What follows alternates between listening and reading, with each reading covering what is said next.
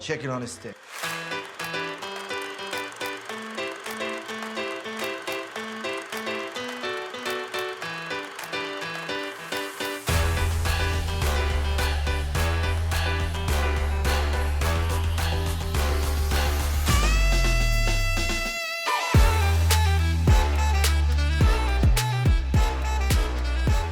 Hi, I'm Patrick. I'm Maggie. And we are Chicken on a Stick. Welcome back, everybody, to a new episode. Welcome. It has been a very long time since we released our last one. I don't know when that was. Far too long. But we're back with a vengeance. Yeah. We're in our villain era. Sure. But today we're going to be talking about a movie that I really love, that I showed you for the first time a few years ago. Mm-hmm. Doubt you remembered anything about it. Did not. But it's the 1981 Canadian slasher film, My Bloody Valentine. It's very appropriate because this is coming out around Valentine's Day. Or could you say Valentine's A? Oh my god. No. Canadian. Uh-huh. That was really good. Yeah, sure. That was off the cuff, too. Incredible. Thank you. So it's a 1981 slasher film. We've talked about it before that I love slasher films. It's like my go-to horror genre. It's really what I prefer, which is why I don't like ghosts or haunted houses or whatever. I find those pretty lame. But I like an actual person murdering a bunch of people at a lake or a camp or a mine shaft, just right up my alley. A fraternity. Uh-huh. Yeah, and I am the opposite. I do not like. I love slasher movies. I love horror movies, just not slasher. I like the more ghosty ones. Right. So we don't agree on that part because she finds all the ghosts spooky. I don't believe in ghosts. Come haunt me if you want to. I'm only scared of... Actually, I'm not even scared of people who are like wielding pickaxes or you should be. Machetes or chainsaws or whatever. You wouldn't be frightened if someone was wielding a chainsaw at you? Well, I mean, if they just killed like 10 of my friends, I might be. Yeah. But joke's on them. I don't have 10 friends. All right. So. Okay. Joke's on them. You're impervious. So the plot of this movie basically follows a group of young adults, is how they put it, 20-something-year-olds who work in this small town as miners, and it's Valentine's Day is coming up. So for the first time in 20 years, the town is holding a Valentine's Day party, and all of a sudden people start getting murdered, and they think it ties back to some murders that happened 20 years before, which is why they stopped the Valentine's Day dance to begin with. Classically. Yeah. It's one of those like, well, the myth is many years ago, something terrible happened on this night, and all the kids are like, meh, we don't listen to that. Yeah, that is correct. So the movie stars a bunch of people that you've probably not really ever heard of. No. Again, you get this a lot with 80s slasher films and stuff, a bunch of basically no names. Sometimes you get people like the first Nightmare on Elm Street has Johnny Depp. The first Friday the 13th has Kevin Bacon in it. Sometimes people like that sneak through. But here it's relatively not anyone who you'd probably recognize just off their name. But our central cast is Paul Kelman as T.J. Hanniger. He is the son of the mayor of the town, and also I believe the mine is also named after them, so it's like a long line of mining family people. Right. Alex Palmer is played by Neil Affleck. No relation. I was very curious to see if they were related in any way. And then we got a couple other people. The one that I like to point out, though, is just a shout out to Keith Knight, who plays Hollis. Probably my favorite character in this movie. He's got a great mustache. Fantastic mustache, and he seems like a chill guy. He does seem like a very chill guy, but that is also a very extreme mustache. So just to kind of jump back into the movie, we're just going to talk through the movie, kind of talk, not necessarily exactly beat by beat, but we're going to just kind of skim through what the movie is, kind of talk about things we liked, didn't like, whatever it might be, and then what we thought about it at the end. Right. So the movie opens up with, we're inside of this mine shaft, and there's two people in full mining gear, like the little oxygen masks, everything. Like the gas. By the way, the miner look that this movie does for a slasher villain, great. I love it. It's relatively simplistic, but it's also kind of imposing. It's very intimidating and ominous. Yeah. It's literally that classic gas mask look. Right. Now, not too long into this, one of them starts to strip, and it's a woman, and she's just wearing her bra under that suit, which I guess maybe would be accurate. I don't think you're probably going in with many clothes. No, if you're wearing a full jumpsuit. She would probably have like a camisole underneath that or something.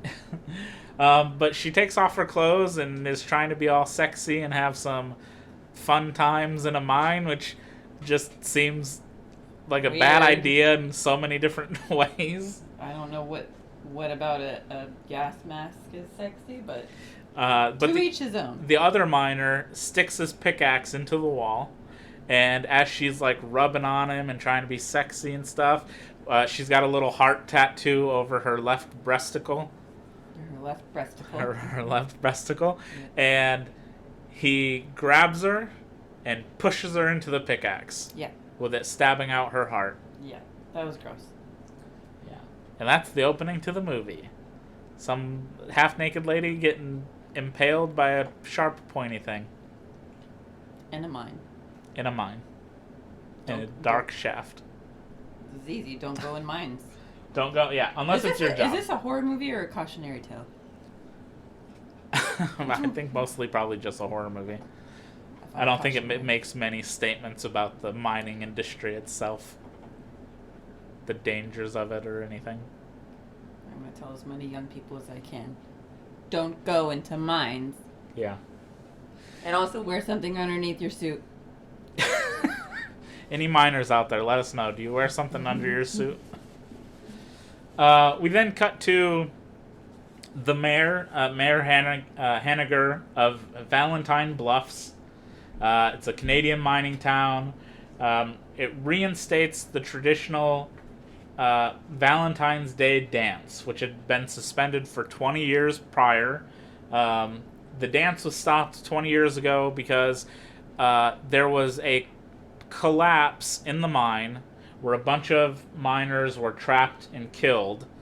But when the town got together and the other miners who had like the day shift or night shift, whatever it was, kind of dug through all the debris, they finally found a man, and he was still alive, but he had gone crazy. Harry Warden. And the next year at the Valentine's Day dance, there were two supervisors who had like left their position the night of the collapse before it happened, and Harry went to their homes and murdered both of them, and then basically left a cryptic message to the town of, don't ever have a Valentine's Day dance again, or else I'm going to come back and murder you. So they stopped doing it. Weirdly, they stopped doing it even though Harry was caught and put into an insane asylum. They still said, better off just not... Let's not have a dance. Let's not push our luck and just not have a dance, even though he's locked up, so his threat was kind of empty. Yeah. Let's not just get a bunch of teenagers around just swaying back and forth with each other and drinking beer afterwards. Yeah. Let's call it safe. But since it had been 20 years, they just assume, everything's fine, we're good to start doing it. We meet quite a few of the residents of the small town. Like, it's a very, very small town. It's like a single street in the mine, and that's about it. So we meet a couple of our main characters, which is like TJ, Alex, some of the ladies, some of the other co-workers. But also we get to meet the mayor, the police chief, and the lady who runs the laundromat. Yes. I also made a very specific note. I asked TJ, he looks like if Joaquin Phoenix and Oscar Isaac had a baby. Yeah. So Mabel is the lady who runs the local laundromat. Everybody seems to like her. She's a nicer, slightly older lady who has decorated the town and helped set up their I don't know, what are those places called where you have all towns have them, but they're like little areas, rec center or something like that. Yeah. Basically, she helps set them up. Everybody in this town seems, it's a small town. They all know each other. They're all kind of friendly with each other. TJ, the lead of the movie, or really, I suppose, is the lead of the movie. He is the son of the mayor who, after he got out of school, moved away to California, or at least away from the town to try and make it out on his own, right. And is now begrudgingly back in the town because he did not manage to make it on his own, and he's back working in the mine. And that's okay. Some of us just have to come back home, and there is nothing wrong with that. Yeah, I don't think there's necessarily anything wrong with it, but he's very, angry and kind of shitty. Yeah. In the beginning of the movie. Yeah, he's very bitter. And it's a classic red herring to be like, oh, it's got to be him. He hates being here. He didn't make it out there. He hates seeing Alex is dating his ex-girlfriend, who he just left behind and then never wrote or did anything. Right. To be like, hey babe, I made it. When are you coming out? Yeah, he just left her. Yeah, he wasn't really great there. That was kind of unfortunate. I will say I also like the police chief in this. He's not your typical sort of slasher police chief in that sometimes they're quite brain dead. They always seem to be so dumb. Yeah. And in this, he's not. He isn't. He's pretty cautious about things. He's kind of checking on things. When they think something's happening, he calls the asylum that Harry Warden was in to try and get information. It's kind of the asylum or prison or whatever it was that lets them down because they're like, oh, we don't know. We don't have records of him. It's like, how the fuck do you not have records of this guy? That literally made me stop and think for a second. Like, how are you making money? How are you in business? How is this working? It's explained that the guy was that any information on him was input in an old system they used, and they were upgrading to a new system or whatever. So maybe it just got lost or misplaced or something. But that just feels like a big oversight. That's a massive oversight. So basically, as all these young miners are excited, they've all got their girlfriends or women that they're interested in or whatever, they're looking forward to the dance. One guy in particular, and I don't remember what the character's name is, but this is the wildest thing that I think happens in this movie, which is it has a great callback later, which is when he sees his girlfriend, he runs up to her in this rec area, grabs her by the head, and lifts her off the ground to kiss her. Not by the neck, literally by the head. Like he's crushing a watermelon or something. Is holding her right by the head. It was the most uncomfortable thing to watch. It was impressive. I did care for it. I was impressed by that. I didn't care for it. It was wild. Just fucking pick someone up by their head. Yes. That is If someone incredible. tried to do that to me, I couldn't do that to you. I'm a little bit taller than you, but this guy was a foot taller than his girlfriend. You might be a little tiny bit taller than me. Yes. Thank you for admitting that publicly. I am taller than you. If someone tried to lift me up by my head, I would say goodbye. No, thank you. That's not fun. That's not cute. I'm trying to. It's pretty. Yeah. I don't know that it's cute, but it's something. It's something. It's very. I just want to know, like, were they instructed to do that, or did he just do it on his Like own? improv. And I'm then they were gonna just grab like, this lady "Fuck by it, the head. yeah." I hope not. Because it's I don't know. I would assume it couldn't be because it comes back later. So it must be intentional to some degree. But the fact that anybody wrote that down is pretty hilarious. Now you're gonna pick the girl up by your head. Yeah. No, sir. Why not? Don't do it. PSA. Don't do it. So, as everybody's kind of excited about everything that's going on, the mayor and the police chief are sort of leaving the rec center, telling everybody to, like, hey, don't get too crazy, whatever. Somebody delivers, one of the young guys goes, oh, Mayor, this is for you, and it's a box of chocolates. Mm-hmm. And he's like, oh, was this from you, Mabel, or was this from you, Chief, or oh, maybe it was some other person who... An anonymous interest. Yeah. And he opens it up, and inside the heart-shaped box, which usually should be chocolates, is a heart.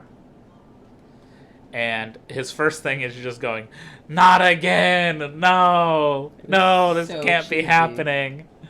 And it's got a letter in it that's, again, just saying, like, cancel this, or else. Don't do it, yeah. Or more people will die. They decide not to really heed that warning so much, as they want to keep it down low, because they're like, well, Harry Warden's locked up, it can't possibly be him.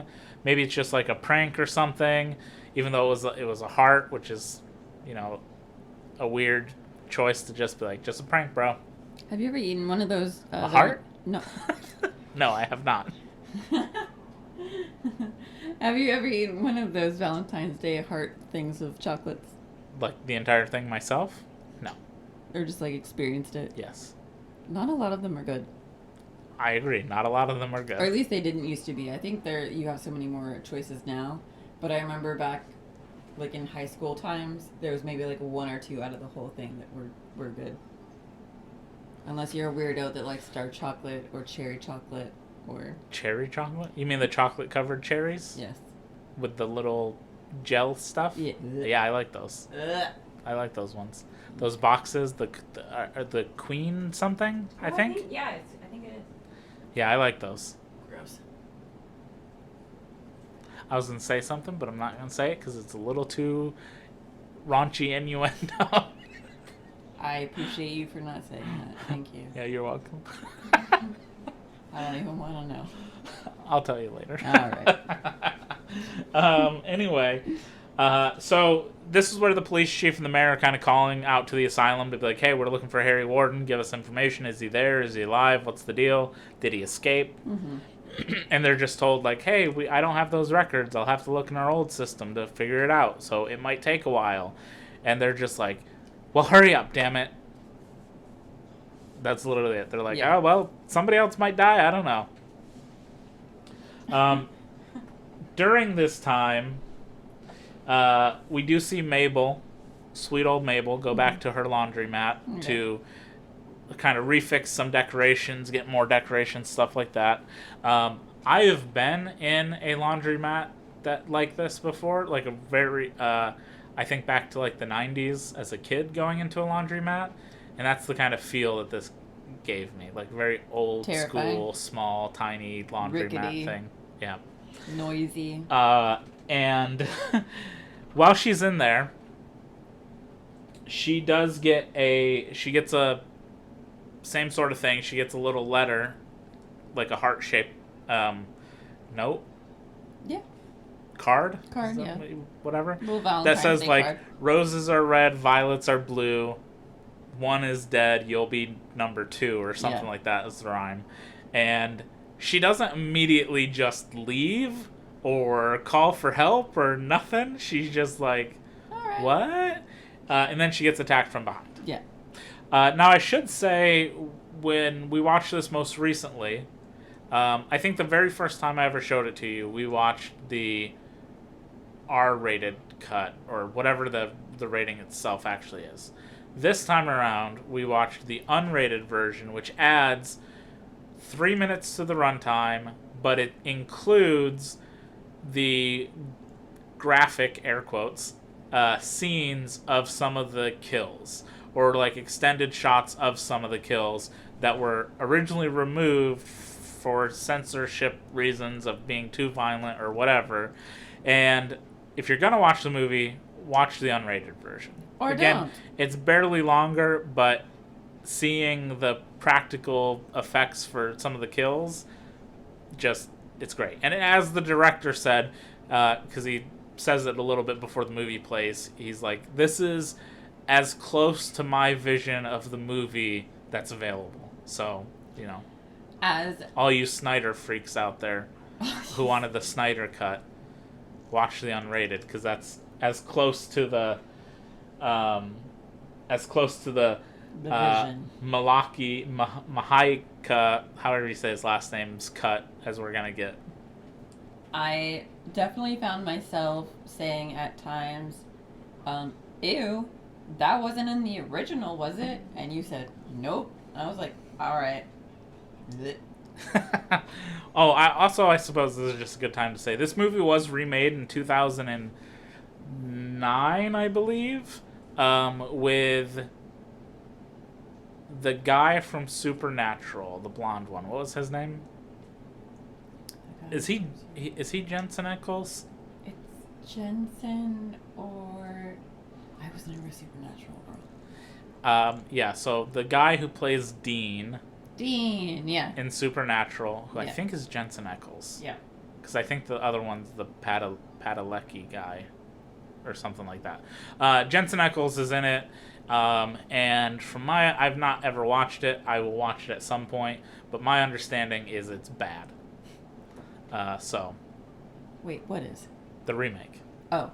Okay. I see what you mean. Did you think I was saying Supernatural's bad? Yeah. Because, I was like, wait, what? You know, it might be a hot take, but I do think Supernatural is bad after, like, the 4th season or so. It's true. There was a certain point where the showrunner goes, that was the story I wanted to tell. This is the ending. But then the series just got so popular that they kept it going and just ran it into the ground. Couldn't tell you, never watched. Yeah, anyway. I think they're really great guys. I love always Sure. seeing. They're very, very nice to their fans. Mm-hmm. They go to a lot of Comic-Cons and do a lot of fan stuff. Anyways. So, after all this stuff happens, this is where the mayor and the chief decide to cancel the dance. So they go and they lock the rec center. They tell some of the kids there that the dance has been canceled, and that's the end of it. So everybody who is upset is now at the local bar. This is probably the worst scene in the movie, in that a lot of these movies always have like a harbinger sort of character who's telling you that something's cursed or something's dangerous or whatever. Like, for example, Cabin in the Woods, which I know you'll know this. When they stop at the gas station, the guy who they talk to, his code name is the Harbinger, because he's the one who's supposed to be like, don't go out to that cabin. It's dangerous. Y'all kids don't know shit. Whatever. The original Friday the 13th and the second one have Crazy Ralph, who's like, that's a death. It's got a death curse. Oh. So it's always just like somebody who's kind of like, don't take it lightly. This shit, it's awful. And the bartender at this bar, by the way, the bar is interesting to me in that we're in a small mining town.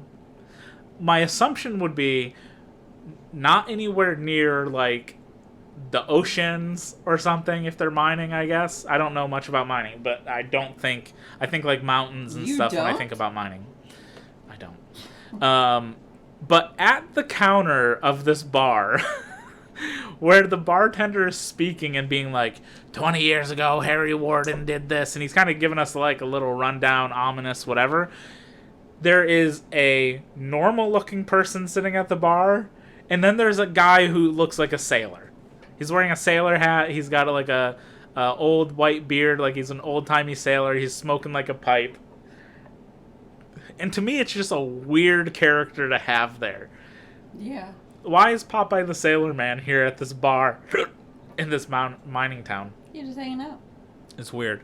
But also, the bartender is just like talking openly to these people who are. They don't look like they're really listening to him, but then our sort of main group of characters who are at this table are just like, "Shut up, old man! None of that shit's real." And he's like, "I'm warning you, that's real. Yeah. Heed my warning, punks." What would you do if someone said that to you? If I was in like a bar somewhere like a podunk bar, and the bartender started telling me about some weird like curse or you're murders, staying at what hotel? Yeah, I'd be like, all right, I'm just gonna leave. I was like, you don't just randomly say that sort of shit to people. Or you do to fuck with them. If you were a bartender. If I was somewhere at a bar and the guy says, "Oh, you're staying at the Bates Motel. Rumors are a lot of people go missing there. Mm-hmm. The mother was murdered and her son is blah, blah, blah." And I'd be like, wait, but I saw the mother? Mm-hmm. No, she died years ago. The son's gone crazy. I'd be like, all right, so I'm going to check out as soon as I get back. Nope. Bye. Basically, after our main group of characters, they decide at the bar, they're like, why don't we throw our own party? We'll go up to the mine. It's got a pool room. It's got, a kitchen. We can BYOB. Everything would be cool. We can all just hang out there. Nobody would know. They're not going to come up there to check it. It'll all be fine. And again, they're just sharing these plans out in public. And the bartender goes, fine, you guys want to be little shitty people and not pay attention to me? I'm going to fuck you up. So he sneaks up to the mine and gets like a mine, a suit, one of their one-piece suits, whatever they are, the oxygen masks, whatever, sets it up on this door to where when the door pulls open, the suit kind of like swings forward with like an axe as like a jump scare. Yeah. And he does it like 4 times to test that it's working. He literally just does it over and over and over again to make sure it's working. But then, the last time he does it, it's actually the miner who stabs him right in the face. Right through the jaw, out the eye. Didn't like that.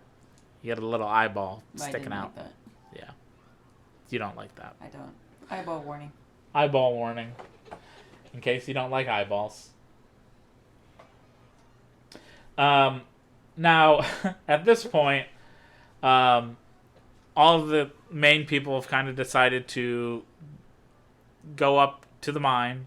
We have had one moment where TJ kind of kidnapped his ex-girlfriend and took her out to, I don't really know how you would describe this, but it's something you see in a lot of movies where 2 people need to have like a moment alone together, and they drive off and they're just on like in a grassy field on the edge of the water. You might see the town across the water or like a bridge or something. That's basically where he takes her to be like, oh, I can't believe you're dating Alex. And she's like, well, you left and then you never called or wrote me or anything. And he's like, I wanted to, but I was failing, so I didn't want you to think I was a failure. Now I'm back and I'm upset that you're dating some other dude who's not me. And she's like, oh, okay, tough shit. Sounds like a you problem. That is a you problem. But everybody goes up to the mine. All the people are there partying, whatever. People picking their girlfriends up by the head, kissing them. And at this point, everyone's kind of there, so we're kind of getting into the end game where, like, okay, now people are going to have to start getting killed off. Yeah.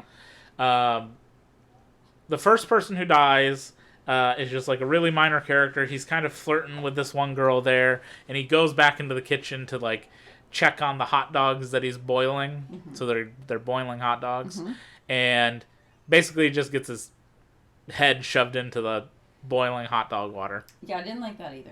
So his face gets all melted. It was pretty gross. Yeah. And then he gets shoved into like a refrigerator, and nobody ever notices him.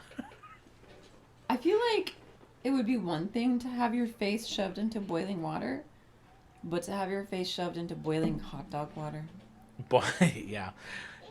The kill's not too dissimilar from Sleepaway Camp, in that the chef at the camp is doing something in a big pot of boiling water and is asking the unseen killer for assistance before the killer pushes him into the boiling water or the water on top of him, one way or the other. And he gets all like blistered-y looking and red. I totally forgot about that. Also gross. So as Dave gets killed in the boiling water, if you're ever gonna shoved into a refrigerator, if you're ever gonna put my face into boiling water, please don't let it be hot dog water. If I was to put anybody's face into anything, it'd be like Jason X, where he dips her face into. Basically, he freezes her face. It dips it into like. What? And then in a freezer? No. It's into. I'm blanking on whatever it is, but it instantly freezes her face. Then he pulls her face up and then smashes it on the counter. Ew! It like cryo freezes her face real quick. Oh, that's gross. Yeah. It's a good kill. I'd put your face in whole milk. Whole milk? Drown me in milk? He's lactose intolerant. Yeah, that's true. What a weird thing to threaten me with. Unbelievable. Now you know. So rude. Now you know. Anyway. You're awful. Oh, you've thought about it, huh?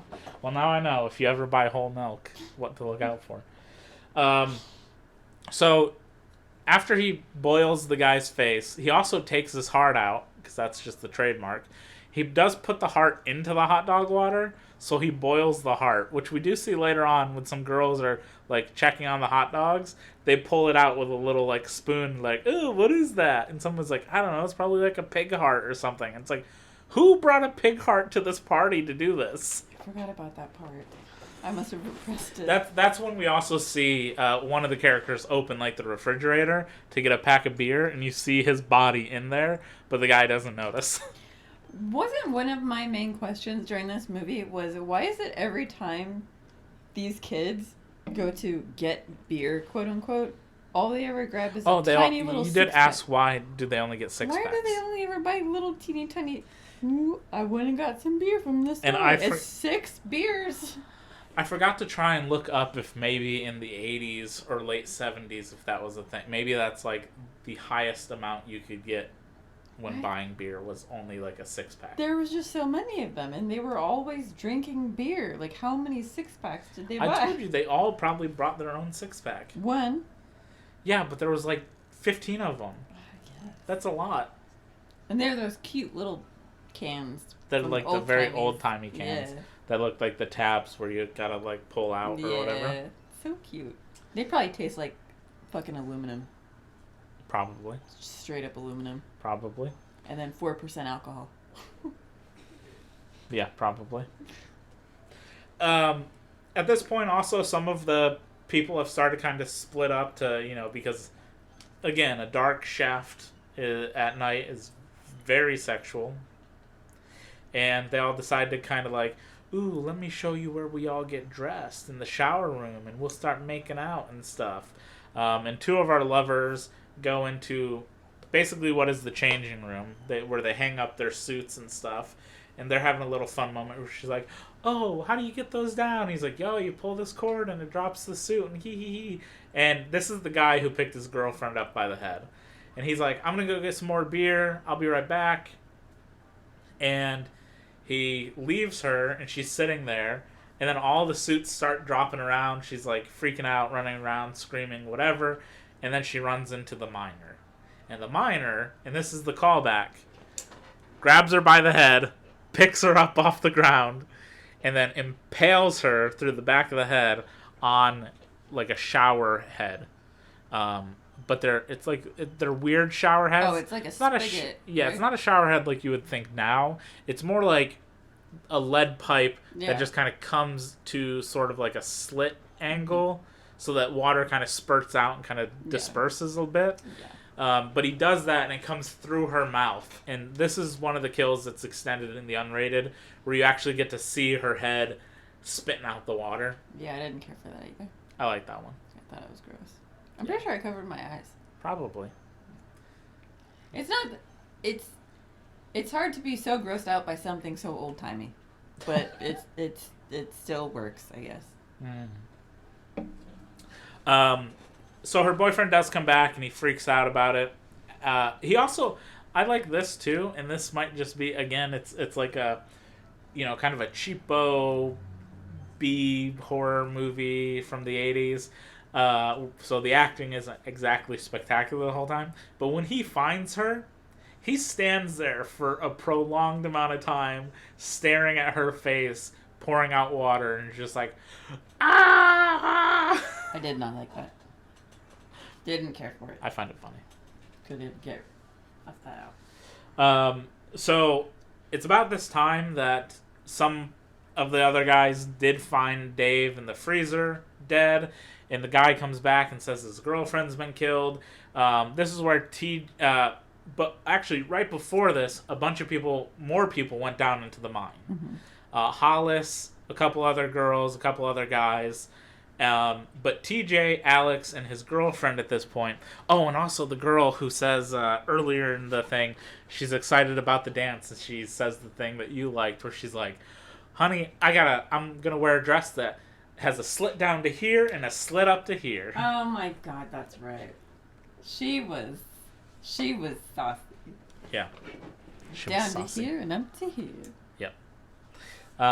So basically, they tell a bunch of these people to leave and go find the sheriff to tell him what's happening, while TJ, Alex, and the two girls are going to stay there, go down into the mine to tell everybody else that they're in danger. When they go down there, they basically everybody's kind of all split up a bit. Two of the people went off to, have a fun time. Canoodle. Yeah, to canoodle. Hollis is just kind of leading people through, giving them like a little tour. Mm-hmm. And they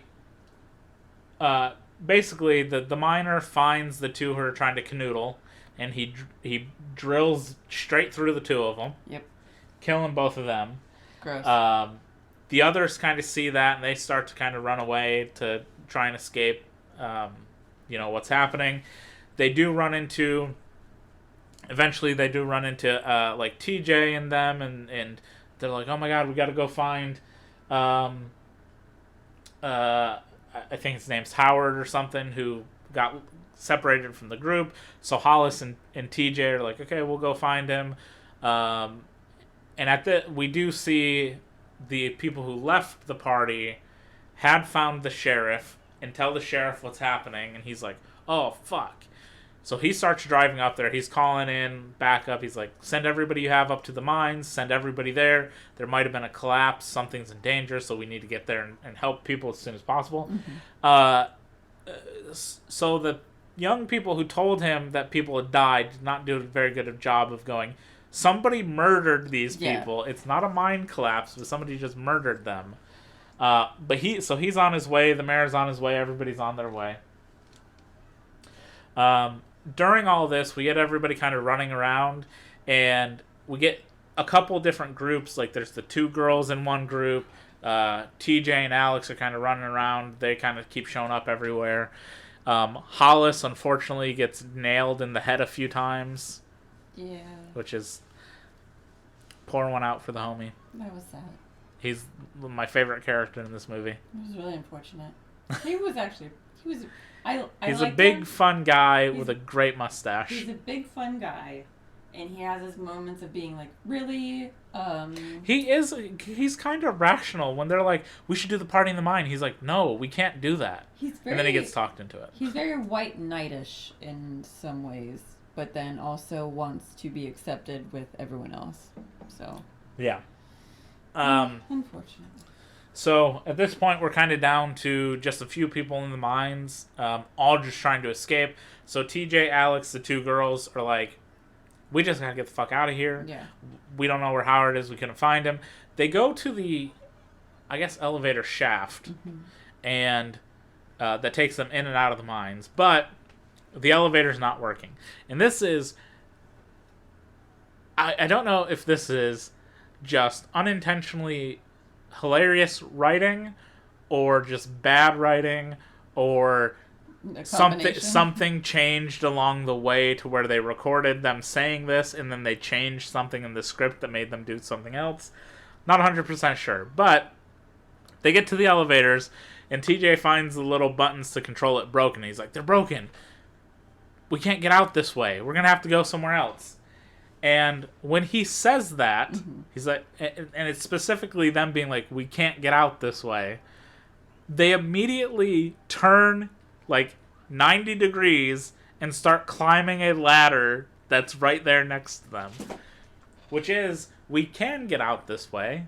We just can't use the elevators. Right. So we can just climb this ladder however far up it goes and leave, instead of going back into the mine and like circling around out this like train trolley system thing they have. This part I find funny because I think if the ladder takes you straight out, you keep climbing no matter what. I don't see any reason why you would not climb. However, one of the girls is having a hard time climbing. She's like going slow, being really slow, whatever. Again, maybe you get tired. We don't really know how far the ladder itself kind of goes. But as they're going up, we finally find the missing guy whose body gets thrown down the shaft, but like he was hanging, and his head gets ripped off from his body, and his body falls all the way to the floor. That is very disgusting, and also for future reference, if we're ever in that sort of situation, I have the upper body strength of a newborn kitten, so just... But it's not just your upper body. If there's a bunch of stairs or a ladder, just... Neither of those things has to do only with upper body strength. I feel like a lot of it's upper body strength. Ladder, you use both your arms and legs. I don't think I'm even gonna... You also said stairs. You only use your legs for stairs. I meant ladder. I don't know why I said stairs. Stairs I can do. Ladder, that's... Are you sure about that? I'd carry you. No. You could piggyback on me. Just don't let go. All right. Also, ladders are so easy. If you get tired, you can literally stop and hang out for a minute. That's true. You could take a seat if you put your legs through it. That is true. That is true. Again, when they see the body fall, their logic is to go back into the mine, which to me makes no sense as a choice. You should just keep climbing because here are your two options. Either one, the killer is at the top of this and he threw that body down because he saw you. Right. Or two, that body's been there for a while and when you were climbing you shook something that made it fall and the killer's still down in the mine somewhere. So it's kind of a lose-lose situation, but if you keep climbing and he's not there, guess what? You can leave. If you go back into the mine and maybe he was above you, now he can climb down the ladder and go after you. Or he's already there. So I think your best choice is to just... keep going. Up and out. Up and out? Up and out. There you go. However, they don't decide to do that. They all go back into the mine. And basically they just say... TJ and Alex are like, look, there's a different way out. There's like a little train thing. That's how we get a lot of the debris out of the mine. We can get on that, ride it straight out, and then we can leave from there. So they're going through there, and Alex is like, all right, I know this shortcut. Follow me. They get to this bridge type area. Like there's some water there. I'm sure you run into this when you're underground. Every once in a while you might find pockets of water or something. Yeah. And... essentially, Alex is like, all right, TJ, you take the lead the girls around the corner. I'll watch back here. As they round the corner, we hear some scuffling and noises. Something break, Alex scream, and they go back, and one of the gate fences is broken. And when we look in the water, you see the light of his helmet drifting down to the bottom. And TJ's like, I can't go save him. That's 60 feet deep. He's fucked if he doesn't know how to swim. Bye. Goodbye. Now, if you're a horror fan at all, there is a general rule of thumb sometimes with things of if you don't see a body, you never know. You never know. So anyway, as they're all leaving, just the three of them, they're trying to go. The miner does show up and kills the as you put it, saucy one. The saucy one. She does get killed. So that just leaves TJ and his ex, Sarah, running from the miner. They do try and fight him a little bit. He's sort of swinging his pickaxe, and they find like a shovel to kind of fight him off with. They do manage to make it onto the little trolley minecart things, and they're like riding it up, and it's a fun little like fight scene, even if the choreography for it isn't the best. Yeah. Just because there's moments where it's like it looks like people are waiting, and then they kind of swing. A little hokey at times. Again, low budget, whatever. There's a reason it's kind of a cult following movie. But as they're going through this and as they're getting pursued, at one point when TJ's on the ground and the miner's ready to hit him, Sarah comes in, distracts the miner a little bit, and TJ's able to hit him in the face with like this rock, and the mask falls off, and it's revealed that it's Alex. Bum bum bum. Dun, dun, dun. At this point, we do see. Well, obviously, Alex faked his own death when he waited behind. Right. I will say there are moments in this movie that might have some questionable timeline continuity for. Like when kills happen, it's like, but we just saw Alex with people, or we see him with people immediately after. Right. So there's like weird timeline things of like, so these aren't exactly right after each other, or he does know some quick way to get from being in the mine killing these people to being here now or whatever. There's no way. Maybe he can teleport. But we get a little flashback here, and we see that on 20 years ago when Harry Warden went through and killed those two managers or whatever they were, that one of them that got killed, his son was in the room watching. And the son was Alex. Oh, no. So Alex basically was traumatized into being crazy. And the oddest thing to this is, if you were traumatized by this crazy man killing your father and then leaving an ominous letter to say never have a Valentine's Day dance again, how did you end up getting to the point of saying, I'm going to pretend to be him and kill people who have nothing to do with any of this other than they're doing a Valentine's Day dance? I feel like the motivation is very odd in this movie. I feel like you would have better things to do with your time. Yes. Like some fun hobbies. I would think that don't involve killing people. I would imagine that, and you know, it's the 80s, they didn't believe in therapy back then, but I would imagine it's sort of like an exposure therapy thing.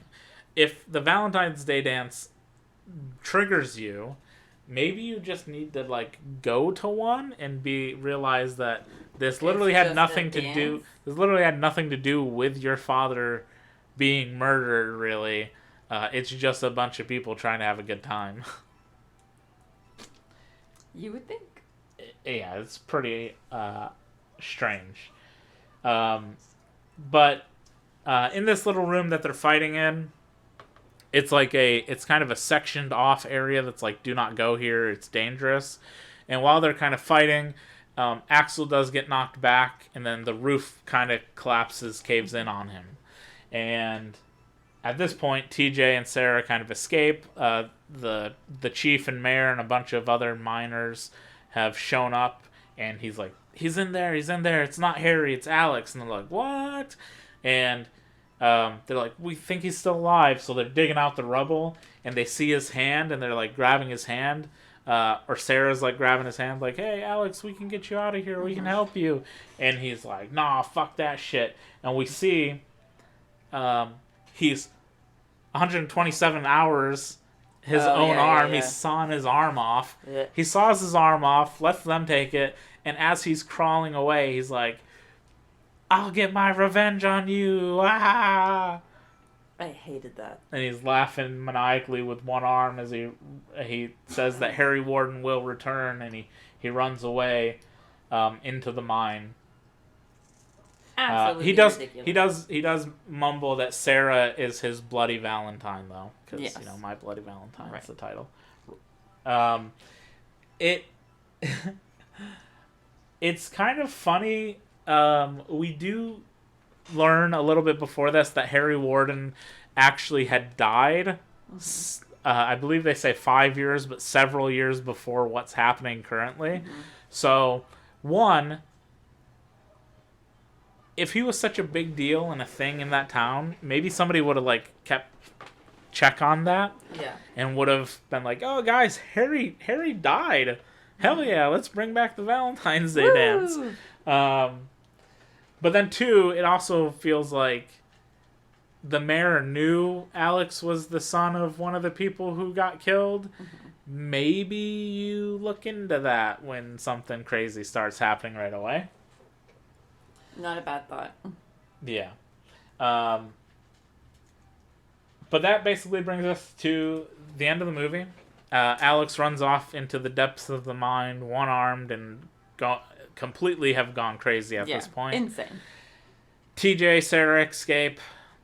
Hollis, our hero, has perished. Unfortunately. No more men picking up their women by their heads. No more. And, does the town have another Valentine's Day dance? No idea.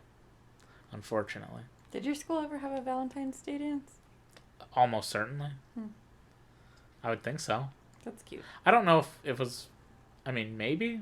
We had a bunch of dances, but I don't remember what they were for outside of, homecoming. Yeah. Sadie Hawkins. We didn't have a Sadie Hawkins dance. We weren't that... That's every time you say that, I can only think of, schools in the 50s did that. Nobody else ever did that. That's an old-timey thing. I wonder if he did. What? I'm going to ask him later. Oh. Okay, yeah, we'll double check with our correspondent on that. If maybe that... It could be a specific thing from... I don't know. Valentine's Day dances sound very cute, but now... I guess. A lot of hearts and pink, red roses and stuff. Now it seems gross. Why?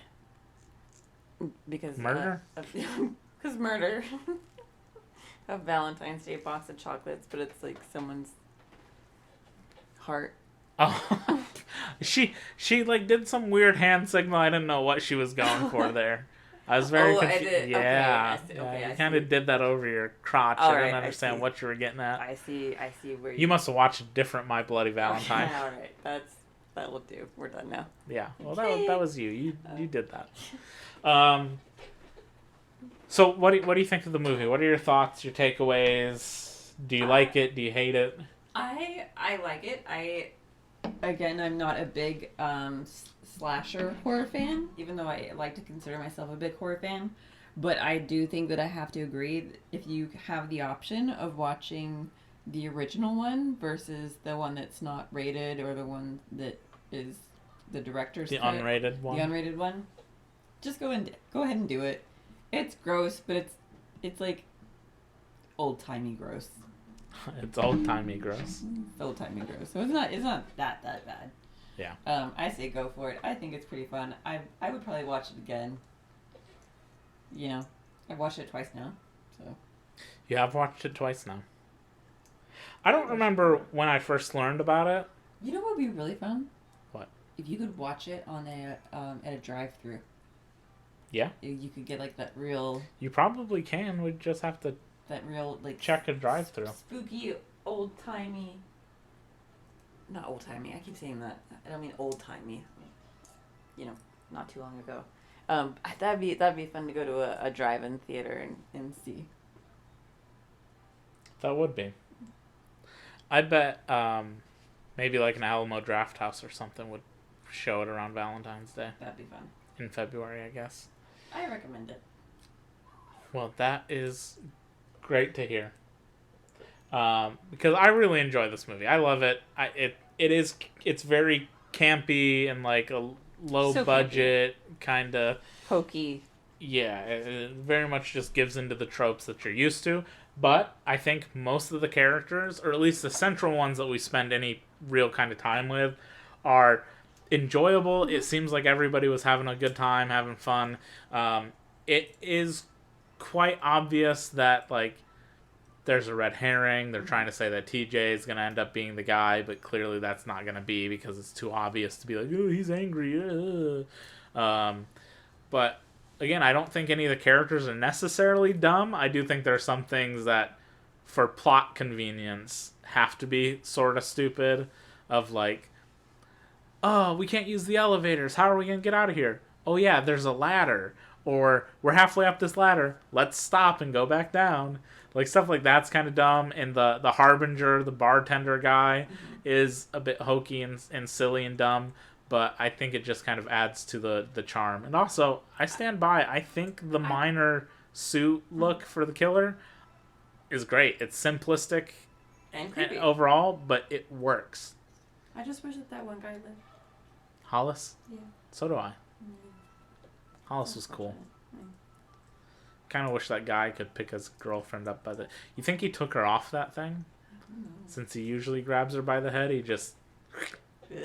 took her off and put her on the ground. I don't like it. It's a great movie.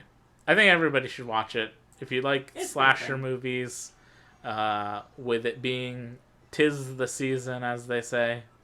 Yeah, if you want to watch a horror movie around Valentine's Day, why not? Yeah. Go for it. Go for it. Go for it. So that is gonna be the end of this. This is probably our shortest one we've ever done, but there's not overall a ton to really talk about with the movie itself. It's not very long. It's an hour and a half. An hour and a half, yeah. Easy watch. Very easy watch. Yeah. So, thanks for listening. It's our first one back. It's been a long time. Happy New Year. Get rolling with all of this more. And, you know, wherever you're listening to this, give us a follow. Give us a like. Give us a rating, comments, whatever kind of things. You can find us all over the internet at Chicken on a Stick Podcast or COAS_podcast. YouTube, Instagram, Facebook, Spotify. Yeah, that's correct. Spotify, Apple Podcasts, all those things. And have a happy Valentine's Day if you celebrate. Yeah. Don't pick anyone up by the head. I was going to say murder your loved ones, right, but that's probably a bit too far. Get flagged for that. Don't incite violence. Let's not incite violence this Valentine's Day. Give somebody you love a box of one of those heart-shaped box of chocolates, but put a heart in it, like a pig heart or something. A fake heart. Can't you eat hearts? Isn't there like probably pig hearts or something people eat? Get one of those. Get a chocolate covered heart for them, like a real one. Just see what would happen. Shake it up a bit. Just buy some flowers. Or that if you want to be lame, I guess. All right. We will see everybody next time. Bye. Bye.